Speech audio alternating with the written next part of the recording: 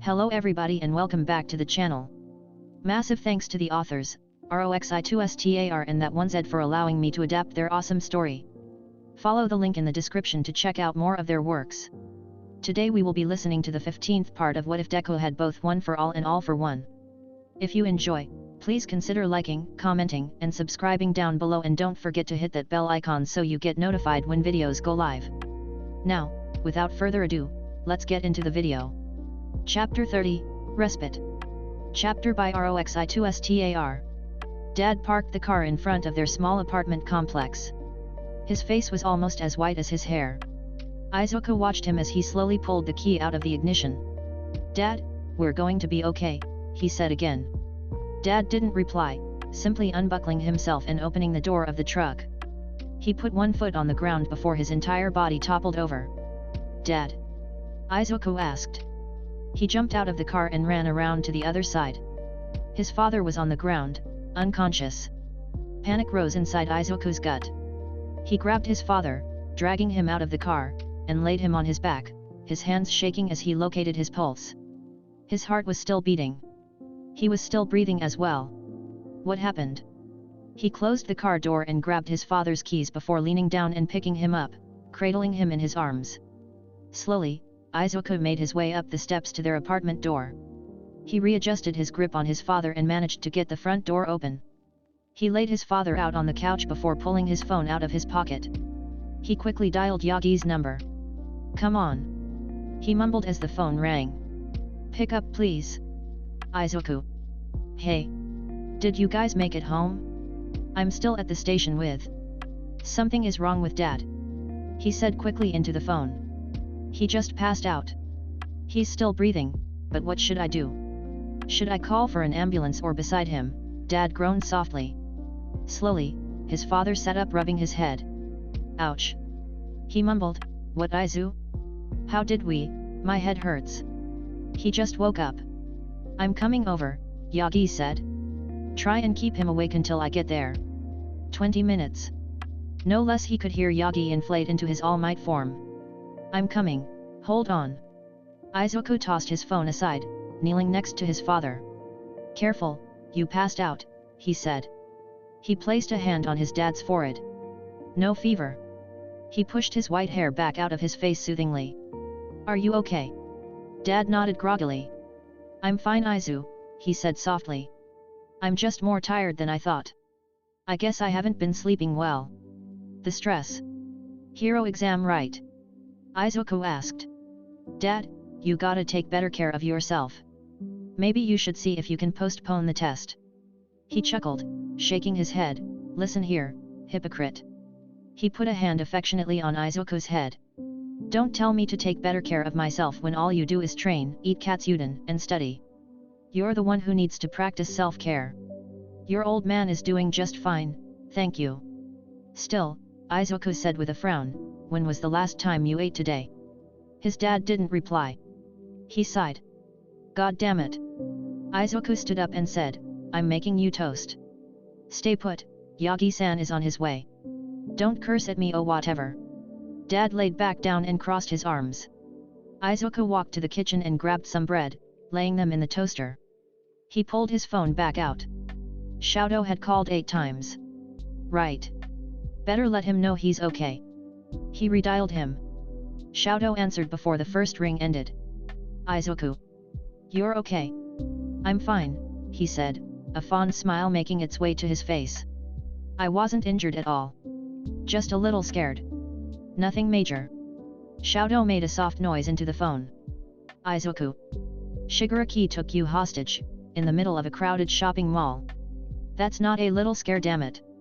I should have gone with you." He grabbed a plate and some butter out of the fridge. "Shadow, it's fine. You were visiting your mom. There was no way of knowing this was going to happen. You can't beat yourself up for not being there. Sometimes things happen that you can't help." Something All Might said. "You can't be everywhere, you know. Still. I could have come today. If I had, then you wouldn't have." "Shadow, nothing really happened. It was scary, sure, but I'm fine. All he did was choke me a little and say some menacing things. I've had it way worse," Izuku said, keeping his voice airy and light. Besides, if you had come he could have just taken you hostage as well. He has 2 hands. The toast was done. He pulled them out, trying to not burn himself, and grabbed a knife.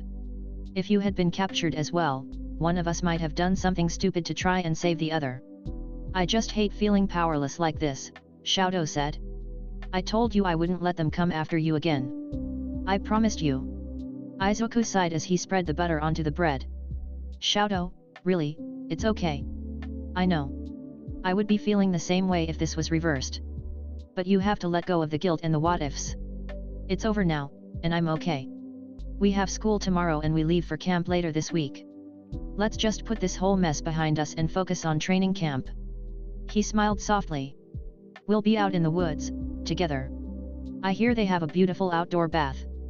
His boyfriend sighed through the phone. Okay. We'll put it behind us. He paused. That does sound nice. I'm sure we won't get much of a chance to relax, but it'll be nice. Yet. We're doing some quirk strengthening. Which I need desperately. I managed to push to 20% of Push's power during the finals, but I also broke my ankle, so Izuku laughed. We'll see how that goes. Good. I'm proud of you. Well, let me let you go. I'll call to say goodnight later, but I gotta take care of my dad. I think the lack of sleep and stress of everything finally caught up to him, he said and left the kitchen. I hope he feels better. I'll talk to you tonight. Thanks. Bye. Izuku said. And hung up. Here, toast, he said, putting the plate on his father's lap. Dad sat up, grabbing a piece of bread and biting into it. Almost burnt it, but food is food. He swallowed his bite. Thanks, Izu. He reached over to ruffle his hair. You're a good kid. Just wish you weren't such a villain magnet. The door into the apartment burst open. Yagi steamrolled in, his body still smoking. I am here. He called, running into the living room. Oh Hisashi, he said and ran to the couch. Are you okay? Fine, Dad said before taking another bite of toast. Just neglected myself today. Too much stress. Yagi frowned and leaned forward, his hand resting on Dad's forehead. You don't feel warm, he said. Izuku chuckled softly. I checked him after he woke up. Dad rolled his eyes and finished his piece of toast. Can't believe this. You're the one that got taken hostage today, he said, pointing at Izuku. I'm the dad, I should be the one making you toast and taking care of you. I'm fine, Izuku insisted. A little spooked, sure, but fine. Shigaraki didn't do anything to me. He just talked, that's all. I won't lie. I'm a little concerned that his sensei wants to meet me. Because, well, that has to be all for one, right? Yagi rubbed his back gently. We won't let that happen, he said. I've been doing some thinking on that front. After Izuku gets back from camp, I think you should both move in with me. Izuku gasped. Dad choked on his toast. He coughed loudly, attempting to clear his throat. You want us to do what? Leave the apartment? He asked. I can't leave. Hisashi, this area isn't the most well guarded.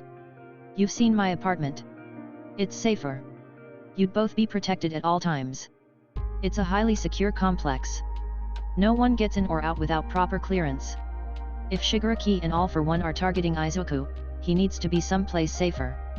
He's protected at UA, but what about here? Dad frowned, looking at the crumbs on his plate. I know. You're right, and I know that, but... He looked towards the shrine. This is her home. I can't just leave her. But, you're right, Toshinori. What do you think, Izu? Izuku frowned. The idea of living anywhere but in this tiny apartment was scary. He'd been here his whole life. This is where Mom lived. The house she'd raised him in, the kitchen she cooked in, the bed she tucked him into. He looked over to her shrine. But, living with Yagi didn't sound so bad. He wouldn't lie, he'd certainly sleep easier knowing Shigaraki wouldn't be able to touch him there.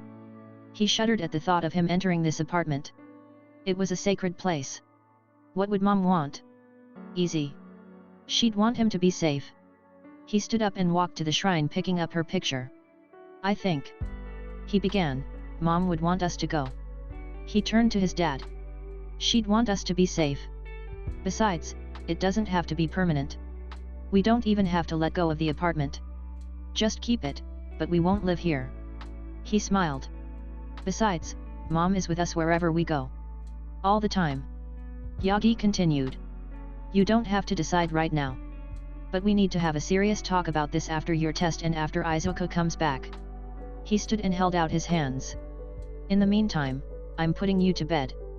You look like you are going to pass out all over again. Dad sighed and took Yagi's hands. Fine. Night, kiddo. Night, Dad. Yagi led him by the hand to his bedroom, talking to him in a quiet voice with words Izuku couldn't hear.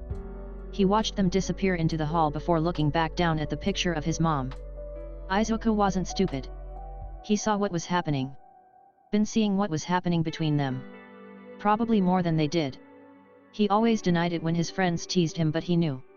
Dad and Yagi were probably in love with each other. He didn't know how that made him feel. On the one hand, it felt like a betrayal to Mom. Mom loved Dad with her entire soul. She loved him even when he was all for one. Despite everything he was then, she still loved him. Enough to have his child, to raise his child all alone, enough to welcome him home covered in blood. She loved him until she died, and if there was anything after life then Midoriya Inko was there, still loving Hisashi with everything she was. But, she wasn't here anymore. All that remained was the home she made, the green of Izuku's hair and eyes, and pull that hummed inside him. Dad had lost his companion. Izuku thought about Shoto. He knew it wasn't the same. He and Shoto were children just figuring out how to love, but Dad and Mom had a real partnership. But now Dad was alone. He'd be even more alone in a few years once Izuku moved out. He'd probably move in with a friend or partner. The sudden image of domestic life as an up-and-coming hero living with Shoto made his heart swell. That meant Dad would be here alone. Dad deserved someone too. Mom would probably want him to have another person. Not a replacement. Someone new. Yagi was very important to Izuku, but he didn't take the place of his mother, though he was a parental figure, absolutely. He wouldn't lie to himself about that.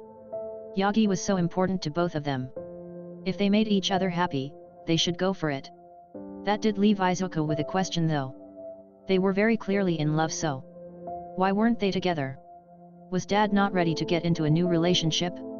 Did they not know the other felt the same way? Or maybe Izuku was the reason. Maybe Dad didn't want to make Izuku upset. He had reacted negatively at the mention of it before. He should tell him he'd be fine with it. Would he be fine with his dad dating just anyone? Probably. But Yagi was different. It would be weird, but that was at least something that made sense to Izuku. Mom, what should I do? He asked, setting her picture back down. I just want Dad to be happy. He stood from the shrine and turned toward the kitchen. His stomach was growling. He heard the door from Dad's bedroom close as he cooked his eggs. Yagi entered the kitchen with a long sigh. He passed out as soon as he was in bed, he said, and sat at the table. Izuku hummed before scooping his eggs onto a plate. That's good. He needs sleep. Make him call out of work tomorrow or something. He set the plate down at the table and sat across from Yagi. How are you, my boy? Yagi asked. I dunno, Izuku answered honestly. Scared? Nervous? But mostly I just don't want to make a big deal out of this. It was nothing compared to what I know I'll have to go through. Even with what I've been through, it was nothing, he said and picked up a piece of egg in his chopsticks. So, living with you? He was frowning. Yes. You seem like you're on board. I am. Izuku bit his lip in thought before continuing. You're right. It'll be safer. My commute might be longer, but that's not a big deal. Bigger apartment, plus I know you get your own merch for free. I'm gonna steal some, he laughed. Yagi let out a small chuckle. I'm glad you're feeling positive about it. Yagi-san, can I ask you a question? I get it if you don't want to answer, but it's kind of important. Anything, Izuku? I'm your mentor. I'll do my best to answer. Izuku hesitated a moment before he met Yagi's deep-set blue eyes. Are you in love with my dad? Yagi immediately choked, coughing up his own blood. Izuku shot out of his seat, grabbing a towel. I'm sorry. I didn't mean to take you by surprise like that. He coughed a few more times before he got himself under control. Jesus kid. He said, wait to take a guy out. He sighed and wiped his bloodied lips. Well, I do love your dad a lot. Right. I know, Izuku responded, taking the rag from him. But are you in love with him? Yagi looked away. What brought this on? He asked. Well, you lied to Endeavor's face saying you were dating him this morning. I panicked. Besides, your dad told me later it's probably for the best. Endeavor thinks he's off the market. Apparently, he not so subtly asked him out this morning. That's why he came to pick up Todoroki himself. Izuku gagged. That's so gross. He shook his head. My dad and my boyfriend's dad, ugh. I feel like I'm gonna be sick. Yagi laughed. Your dad feels the same way. He's been complaining about Endeavor for weeks, he said, giving Izuku's hair an affectionate ruffle. You need a haircut, kiddo. It's almost as long as it used to be. Yeah, I might call someplace after school tomorrow, he said, get it cleaned up before camp. I don't know how Shoto deals with his being so long now. Though Izuku had to admit, the long hair was doing something to him. The soft long locks. He couldn't wait until they were even longer. You're dodging the question, by the way. He cringed, caught. Izuku, I'm the symbol of peace. For me, that means I often don't have the ability to pursue things that I want. So you are? Izuku asked, cutting him off. You're in love with my dad. I admire your father. He's a wonderful person and a dear friend. He's someone I would die protecting. Just as you are, he said, I care about him very much. I enjoy the time we spend together and wish to always have him in my life. But there are things I can't have. Because you're the symbol of peace? He asked. Do you expect me to not have a relationship? No, Yagi said. What you do with that power and title is completely up to you. If you feel you can take on the responsibility of the world and have a romantic partner, that is your choice. For me, I couldn't have both of those things. I tried it a long time ago and it didn't work. I made bad choices to protect the person I cared the most about, and I was forced to break off the relationship. Izuku thought about Shoto.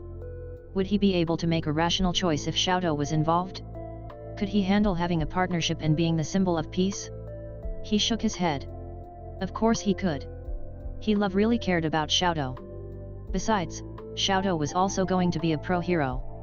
He would be able to take care of himself. Dad was going to be a pro too. Plus, you know, I'll be ready to take the mantle in a few years. One for all is fading in you, he said bluntly. I'm not trying to be rude when I say this, but your life is going to be yours again. Someday soon. You won't have to worry because I'm going to take all of that on. You'll be able to have the things you want. You can even start now. I have a good handle on my quirks, and we know I can handle myself in a crisis. He put his hands on Yagi's shoulders. If you want something, Yagi-sa. Toshinori, you are allowed to have it. Especially if he loves you back. Yagi gave a small, sad smile. I appreciate what you are trying to do. But I promise this is a burden I want to bear a little longer. All Might is still here, and he's not going anywhere for a while yet. He took Izuku's hands into his massive gaunt ones. Don't worry about me, or your father. We're adults and we know what we want and what we need. You just focus on yourself. Your grades, your training, and your relationship. His massive thumb stroked the back of Izuku's hands. You're still so young, you shouldn't have to worry about any of this. But... no buts. Yagi smiled brightly.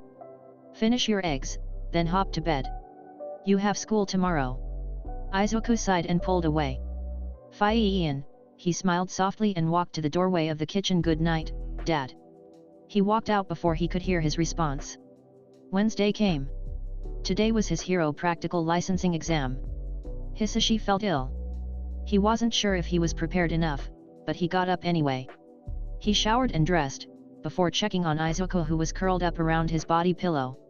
Hisashi couldn't help the smile that formed on his lips as he walked into the bedroom.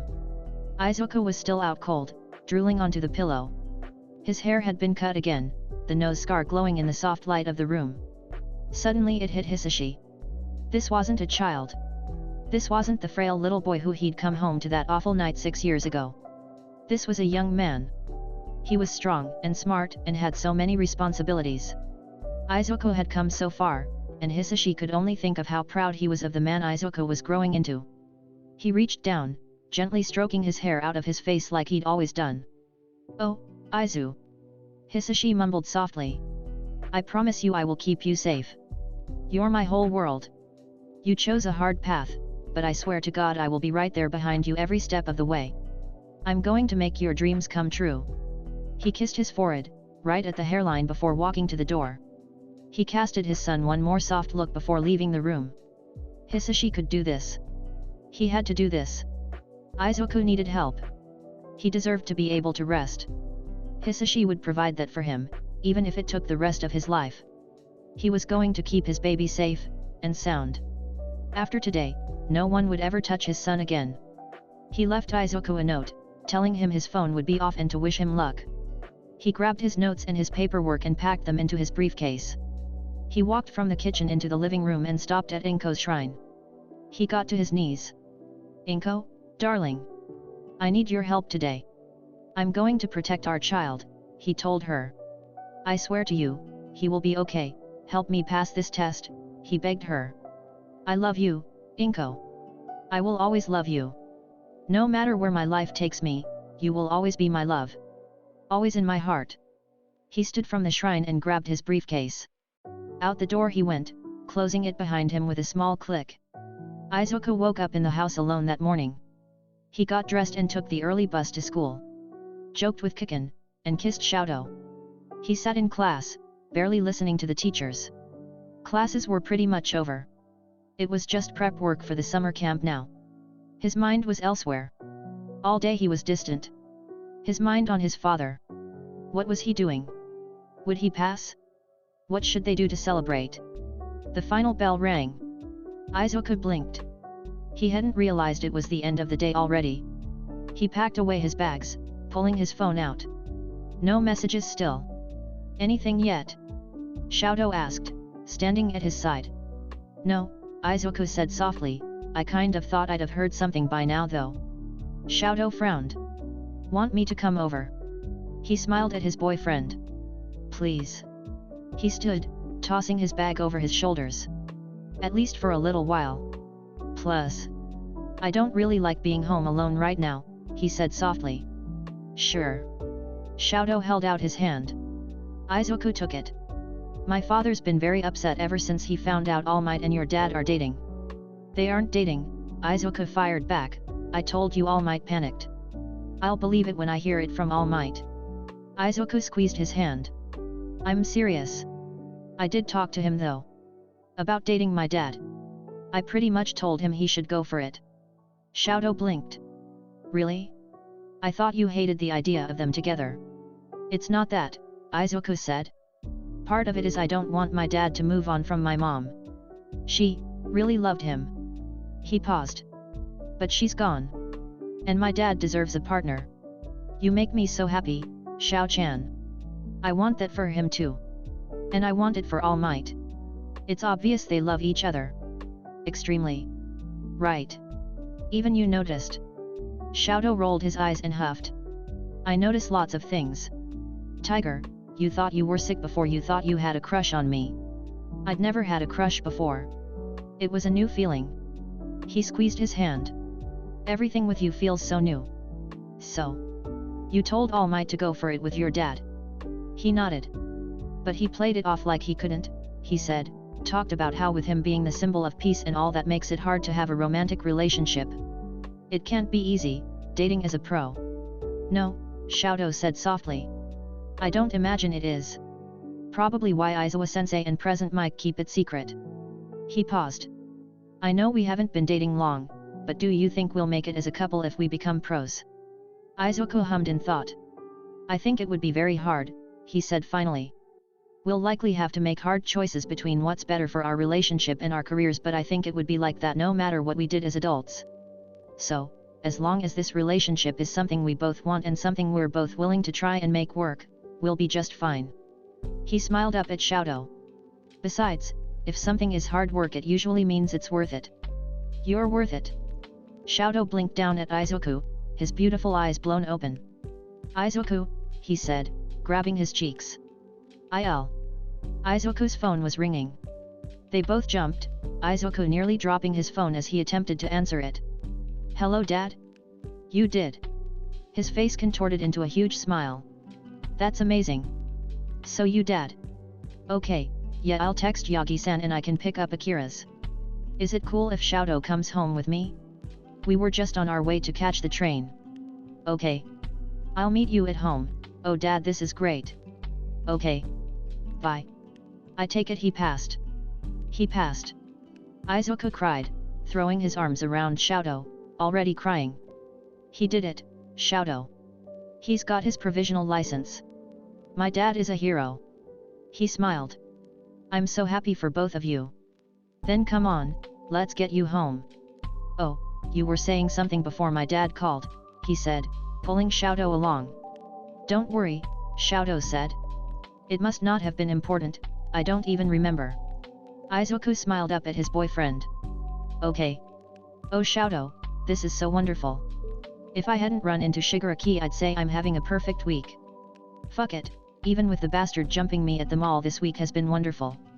I passed, I've got you, I've got Kiken, you and Shinsu are friends, my birthday was so much fun, and Dad is a pro hero. Plus the summer camp.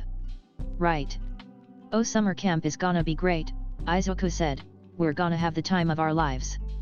Chapter 31, Summer Camp Kitties. Chapter by Roxi2Star. Day 1. Izuku yawned as he stepped into the kitchen that morning. His father was already awake and sitting at the table finishing some paperwork. Yagi was cooking their breakfast. He must have slept over last night. Morning, he said to them both. Morning Izu, Dad said, picking up his mug to take a sip of coffee. You guys are leaving for camp this morning, right? Yeah. I gotta get going soon. I'm surprised you two are up this early. He took a seat across from his dad. Yagi chuckled as he put some eggs over rice and set the plate in front of Izuku before sliding into the seat next to him. We're both very early risers, he said. Now eat up. Camp is going to be hard work, so start it out on a full stomach. Dad smiled. Now, do you have everything? Your chargers, all your clothes? Deodorant? Toothbrush? Izuku nodded. I have everything. Dad. Don't forget to text me when you can, Dad reminded, I wanna hear all about how everyone is doing. How come you or Yagi-san aren't coming? Technically, they don't need me there, he said. I wrote up all the plans for how to go about your year's training, and I wouldn't really be giving any more help in person as it is. I probably could have come any other year, but this year they wanted to keep everything as quiet as possible because of the threat of the League.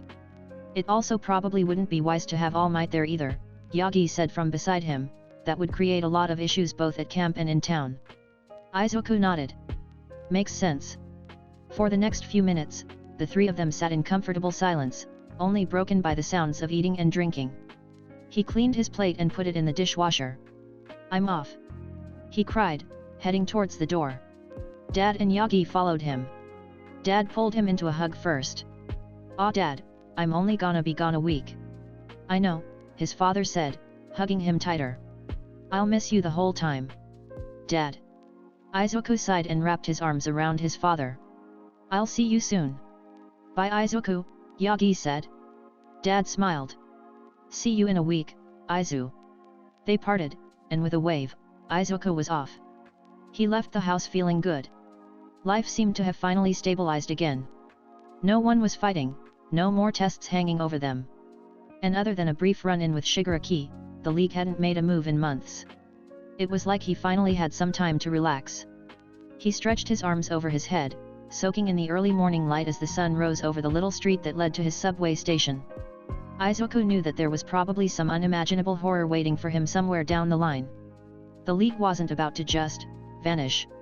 He knew them laying low was just them planning something. Hopefully, they won't make another move anytime soon. At least until after summer break. Wouldn't that be nice? If the villains took the summer off too? Izuku had plans for his break. He wanted to take Shoto to an amusement park, as part of his healing his inner child plan they'd slowly been working on. He sighed dreamily at the thought of his boyfriend. Shoto was so perfect. Izuku still doesn't quite know how he got so lucky as to end up with the Todoroki Shoto as his boyfriend, but he wasn't about to complain. He was funny, kind, and smart, and it's hard to believe that even just a few months ago, Izuku had thought Shoto was stuck up. It was crazy how far their relationship had come in just a short period of time. They had started dating within 2 months of knowing each other. It was as if they were just made for each other, their personalities syncing up in a perfect dance. He was down bad for Shoto, that much was for sure. The big scary L word had been dancing around his brain for the better part of a week now. But surely this wasn't love yet, right? He was 16, and Shoto was the first person he ever liked this much. Surely this isn't love, not yet. However, he did enjoy the feeling of falling deeper and deeper into their relationship. They had the rest of their lives to see what this relationship would develop into. Ida was attempting to load them onto the bus in their seat order. While Izuku wouldn't mind sharing with Kiken or Shinsu, he'd much prefer to spend the next few hours curled up against his boyfriend's cool side. It seemed Shoto had the same idea. He appeared next to Izuku, his long thin fingers wrapping around Izuku's. I like Ida a lot, but I don't care what he says. I'm sitting with you. Shinsu, who had been almost nodding off on Izuku's other side, lifted his head. Don't worry, I got him, he said, before strolling over to Ida. Ida, bud, he said simply, just let people sit with their friends. He motioned to the group. Just about everyone paired off. It was true. Okako and Tsuya were talking quietly, and Kirishima was hanging on Kiken. Ashido and Hagakure were giggling into each other's ears. Shiro and Kaminari were already trying to outmim each other as they waited to get on. Jiro had her elbow locked around Yaeorozu's, both of them with light flushes. Interesting. So on and so forth. Ida sighed, but... No buts, come on mom. You can sit with me, Shinsu said, pulling Ida onto the bus. Shoto's lips twitched into a small smile. You know what, when we get married you can have Ida as your best man. I'm taking Shinsu. Izuku flushed brightly, staring up at his boyfriend. Planning already? Since you said it's your power. A pleasant rush of warmth shot through Izuku's veins. He let go of Shoto's hand only to wrap his arms around Shoto's right arm, hugging it to his chest. He leaned his face into his shoulder, nuzzling him gently. You're so wonderful, he said softly. But I think Ida should be the officiant. He'd do such a good job. Shoto gently laid his head on top of his. He sure would. They stood there a minute, basking in each other's presence, before being interrupted by Kiken. Rude. Will you two stop being gross and get on the fucking bus? Kiken yelled as he passed them, dragging Kirishima along with him. Izuku pulled back. He's right. Come on. He tugged Shoto along to find seats. The ones behind Shinsu and Ida were open, so they both slipped into them. Izuku gave him the window seat so he could curl up against his cooler side. It was mid-July, so the weather was definitely going to run warm. So I know I mentioned it before, but what day do you think you want to head to the amusement park? Shoto shrugged. I don't really have any plans for the summer. I think Endeavor has some extra training he wants me to do, but I don't care about his plans. Luckily, if I tell him I'll be spending time with you, he lets up. I think he likes your dad for some reason. Probably thinks it's his quirk training that made my fire hotter. Well, Endeavor certainly did like Midoriya Hisashi. Though the reason why, Izuku would not tell Shoto. Never would if he could help it. Izuku was already keeping so many secrets from his boyfriend, like the true nature of his quirk, the true nature of his relationship with All Might, the fact that his father is half of the world's most dangerous supervillain who's pulling the strings behind the League of Villains, but this one was for his own good. Quite frankly, Izuku wished he didn't know Endeavor had apparently asked out his own father. The thought made his skin crawl. Though he probably did think Dad had a lot to do with the rapid speed at which Shoto's quirk had improved. But that had been Izuku's doing. Completely unintentionally, but still his. That's convenient, Izuku said. We can just tell him we're training, but really I'll be sneaking you off to have fun. We can go to the amusement park, and the aquarium. Oh, there's also a festival that springs up near my apartment. I haven't been to a festival since. He trailed off. I think I may have gone once when I was really little. Before my quirk manifested. I think Tuya won me a fish, but I don't think it lived very long. Izuku beamed. That's it, we're definitely doing that then. Summer festival. We can even wear yukatas. I don't think I have one that fits anymore, but I might be able to borrow one of my dad's. He cuddled into his side. It'll be romantic. We can eat and watch the fireworks together. You two are gonna cause me tooth decay, Shin Xiao said, turning around in his seat so he was on his knees facing them. Being all sweet and junk. You should sit properly, Shinsu-kun. Ida said, waving his arm. But I do agree. Todoroki-kun and Midoriya-kun's relationship is very touching. Xiaodo smiled softly. Oh. That reminds me, Izuku. I thought of another thing I'd like to try for my inner child healing, he said. It was Shinsu that made me think of it actually. What? Shinsu asked. Inner child. I had a bad childhood, Xiaodo deadpanned. Shinsu nodded. Yeah, I know. You trauma dumped on me during the exam.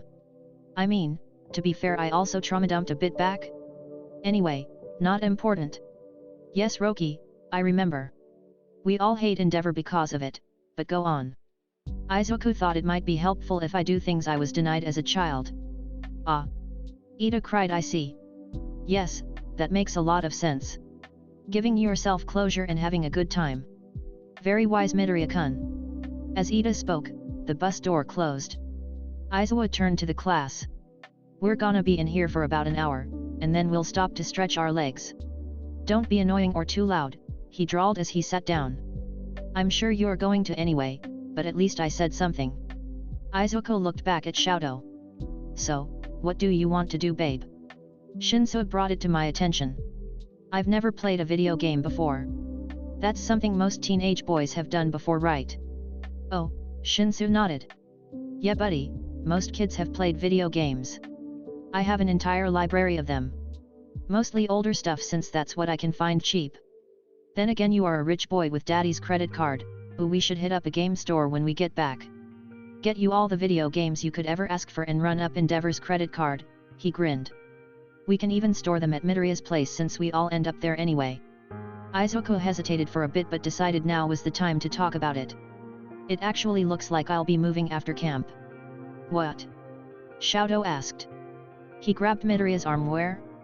How far? You're not changing schools, are you? He shook his head. No, nothing like that, he said. All three of them sighed in relief. Just, Yagi-san wants me and my dad to move in with him. After Shigaraki grabbed me in the mall, he decided our apartment probably wasn't the safest. It's not exactly in a great neighborhood and the security isn't the best either. So it's not set in stone, but it looks like we're gonna move in with him. His apartment is a lot bigger, and he has a doorman and stuff. Shinsu whistled. Man, this Yagi guy must be loaded then. Izuku shrugged. I guess. He used his old life for Yagi. I think he used to be an underground pro but had to retire. He doesn't talk about it much. But yeah, I've been there a few times. It's very nice. He has a few spare rooms, so there'll be plenty of room. Once I'm settled there though, you can move all your video game needs into it. Xiaodo shook his head sadly. I'll miss your place. I like it. We're not getting rid of it, Izuku said. It was my mom's home. So question, Shinsu said, is your dad dating this Yagi guy? Because Roki here always kind of led me to believe that All Might and your dad had some weird tension. Ida cut in unhelpfully. Uraraka-san and I did witness what looked like very flirty behavior between them. More than once. Yagi practically lives with them, Xiaodo said. So who is it, Izuku? Shinsu snapped his fingers in realization. Are they in a polycule? Or like are All Might and Yagi's sister wives to your dad? Izuku groaned, placing his head in his hands. Why do all of you care so much about my dad's love life? See me personally, Shinsu began, it's partly to torture you. He motioned to Izuku's embarrassed state. This is objectively very funny. I'm also just curious. It's interesting to see how this might play out. Also, this might just be me, but if your dad is single after we graduate, I'll seduce him and become your stepdad. He's a DILF Midoriya. He whined into his hands. Don't talk about my dad like that. I have to agree. Midoriya-san is a staff member, we shouldn't discuss him in such a manner. What's a DILF? Xiaodo asked. Roki, honey, you sweet summer child, Shinsu said, we can't corrupt your young virgin mind. Xiaodo frowned. I don't think I qualify as a virgin anymore. Izuku's entire body went rigid, face flushing. Shinso was smirking, and Ida's eyes were wide, staring at him. He curled into Xiaodo's side. Nope. No more talking about anything even remotely sexual. No more talking about my dad or my boyfriend. In fact, I'm taking a nap. You hear me, a nap. A good long innocent nap. With that, he promptly shut his eyes and willed himself to sleep. Somehow, it worked. Bunny, Xiaodo's voice whispered in his ear. Bun, you gotta wake up. He gently shook his shoulder. Izuku groaned softly but sat up, rubbing his face. Are we there already? He asked. Not yet, Xiaodo said, but Izuwa-sensei wants everyone up and off the bus to stretch our legs. Izuku resisted the childish urge to bury himself back into his boyfriend's arms to sleep longer. Instead, he nodded, standing and stretching his arms above his head. Okay, he said and yawned. They were one of the last people off the bus. The class gathered on the side of the road. They'd driven up to the mountains and had pulled over on a strip of road that was on the edge of a cliff. He could see a forest down below. What a peaceful area. He took a deep breath of the fresh mountain air. He could smell the trees from here. It's so pretty, he said. Before he could continue, a sleek black car pulled up from the other direction. Izuku blinked. Was someone meeting them here? The car parked, and the first person out was a young boy of about 6 or 7 in a red cap. He put his hands in his pockets, seemingly sulking. Well, that's odd. Then, 2 very familiar women got out of the car and Izuku's heart leapt. Rock on with these sparkling gazes. Strikingly cute and cat-like. We're the wild pussycats. Xiaodo blinked in bemusement. What? Izuku squealed. The wild pussycats. They're a veteran 4-man team that specializes in mountain rescues. I'm a huge fan. He said, practically vibrating in his red sneakers. Their quirks are perfect for it. He said to Xiaodo. That's Mandalay and Pixie Bob. You sure know your stuff, little kitty, Pixie Bob smiled. Izuwa motioned to them. We're going to spend our training camp with them. So listen to them, he said. Okay. Mandalay said, our cabin we prepared for you is there. She pointed across the forest towards the mountains in the distance.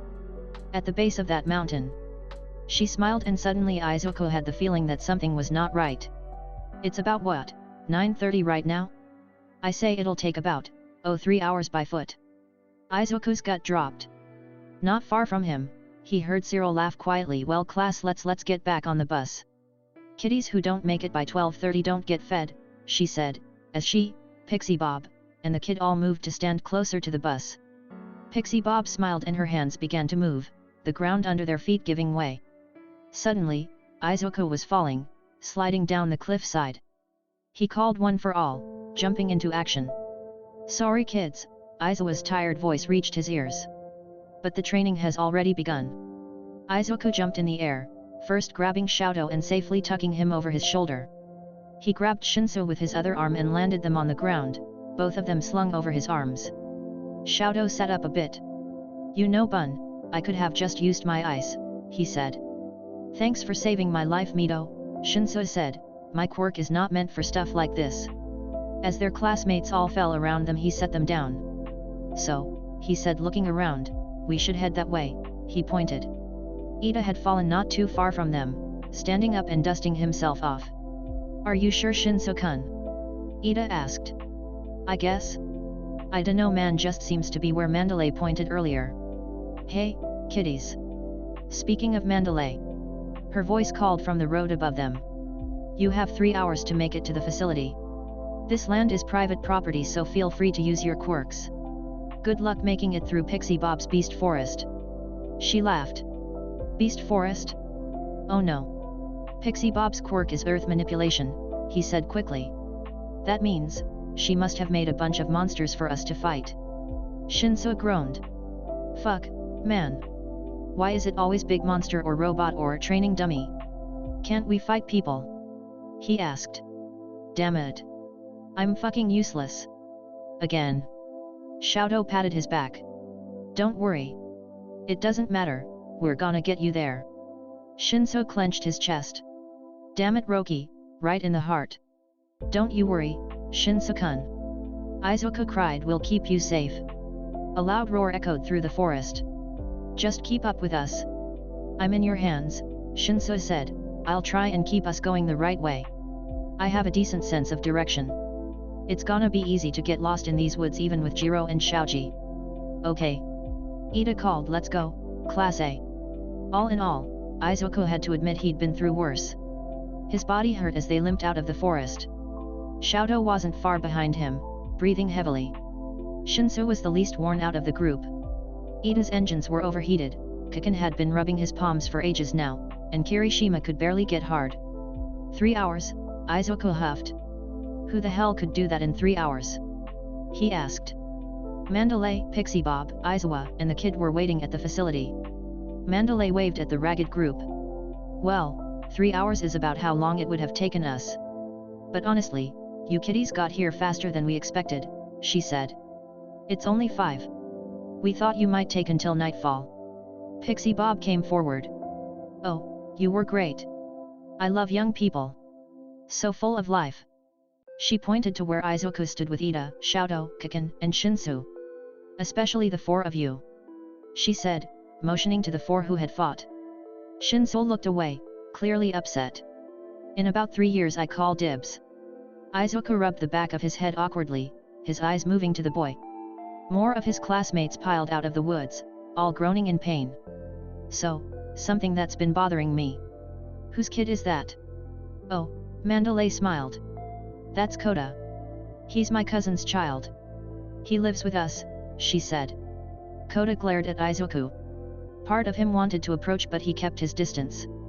At least for now. His instinct said something was wrong with that kid.